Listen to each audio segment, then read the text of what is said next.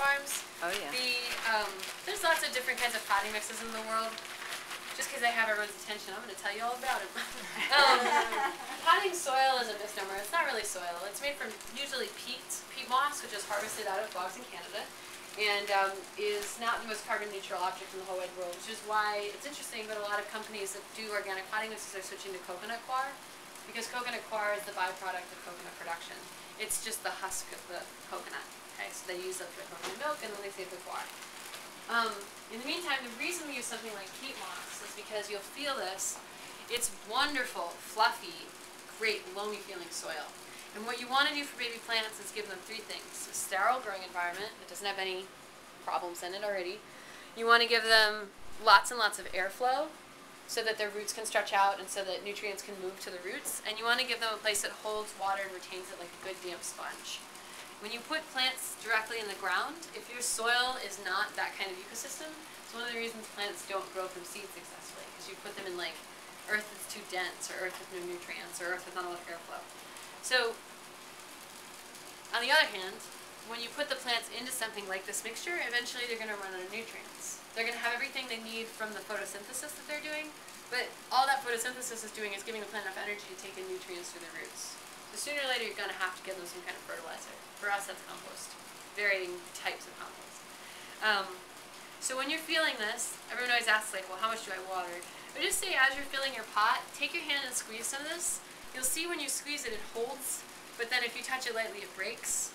This is about what you should, a little wetter is what you should feel all the time for your plants. You want it to be something that you can squeeze. Water doesn't drip out, but it holds its integrity when you push it gently. And then you push it hard and it crumbles. That's sort of ideal potting soil. That's what you want your plants to feel like. How will you know? Well, you just feel the top of your plant feels wet. Okay? If we put this outside for 20 minutes, the top would feel dry. That says nothing about what the roots are feeling though. So my big gardening tip is take your finger and actually stick it down the side of the pot where the roots are, because that's what you care about. The surface is going to dry or be cool or whatever, depending what your apartment's like, but what the roots are actually feeling is important. So when you stick your finger in and you pull it out, if it feels like when you've just taken a brownie out of the oven and like let's say you stick your finger in the middle of that, which one day you should, it'll feel like moist but held together. And that's really what a pot should feel like. What your plant should be feeling. Okay.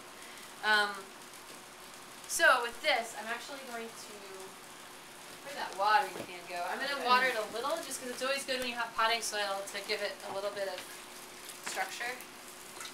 So you just add a little bit and mix that moisture in, and this will help it clump in your pots a little bit better.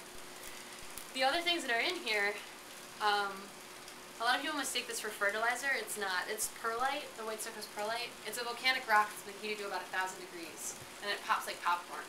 And that adds airspace and structure.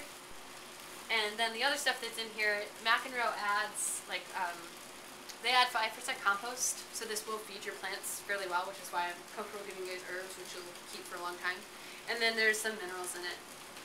Plants need minerals too, so it's just like broken rocks, basically. Okay? So here are your peat pots. They have 2 holes in the bottom. It lets water out and let air in. Okay, that's why we need holes. Everyone, if you want to recycle containers, I had some of my high school interns recycle this for me this morning, and this is what they did for their air holes.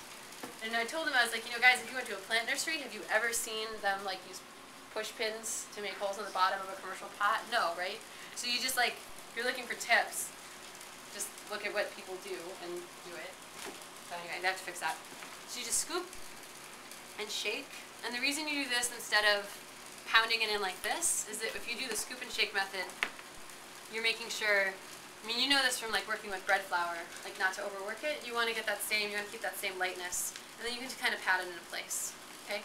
In the meantime, we are transplanting in plants that already have like some soil with them. So just for our purposes today, you can probably get away with filling it up to just under this line, and then you're going to make space in the middle of your pot for the transplant. Ready? Go ahead and take the pot and pass it around. And there are a bunch right behind it.